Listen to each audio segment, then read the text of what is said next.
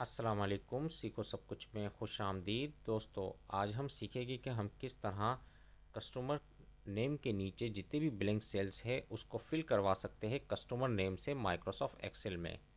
तो दोस्तों, आप यहाँ अगर देख रहे हैं डेटा पर, तो इसमें आपको बहुत सारे ब्लैंक सेल्स नज़र आएंगे कस्टमर कॉलम में। हमें इन ब्लैंक सेल्स को फिल करवाना है ऊपर वाले कस्टमर नेम से। तो इसको हम किस तरह कर सकेंगे इस वीडियो में हम जानेंगे। मसलन हमें करना क्या है कि नुमान अहमद है, ये जितने भी ब्लैंक सेल्स है उसके नीचे इसमें नुमान अहमद आ जाए। रिजवान अहमद है, इसके नीचे जितने भी ब्लैंक सेल है उसमें रिजवान अहमद आ जाए, और इस तरह बाकी तमाम में भी ऐसा हो जाए।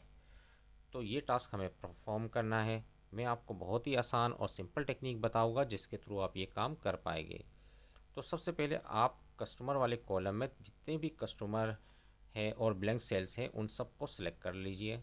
सिलेक्ट करने के बाद आपने प्रेस करना है कंट्रोल जी। तो गो टू का ऑप्शन डायलॉग बॉक्स आ जाएगा, जहां आपने आना है स्पेशल पर और यहां ब्लैंक पर क्लिक कर दे, और ओके पर क्लिक करेंगे तो जितने भी ब्लैंक सेल्स होंगे वो सिलेक्ट हो जाएंगे। अब आप देख रहे हैं कि जितने भी ब्लैंक सेल्स थे सिर्फ वो सिलेक्ट हुए। अब आपने करना क्या है, आपने सिंपल इज इक्वल टू लगाना है और ऊपर वाले जो कस्टमर नेम है उसको सिलेक्ट कर ले और कंट्रोल इंटर कर दे। जैसे ही मैं कंट्रोल इंटर करूँगा तो आप देखेंगे कि जो नुमान अहमद था वो तमाम ब्लैंक सेल्स पर आ गया, और इस तरह रिजवान अहमद नीचे की जितने भी ब्लैंक सेल्स थे उसमें आ गया, और अरमान कभी जितने भी नीचे के ब्लैंक सेल्स थे उसमें आ गया। तो कितनी आसानी से हमने ये काम कर लिया।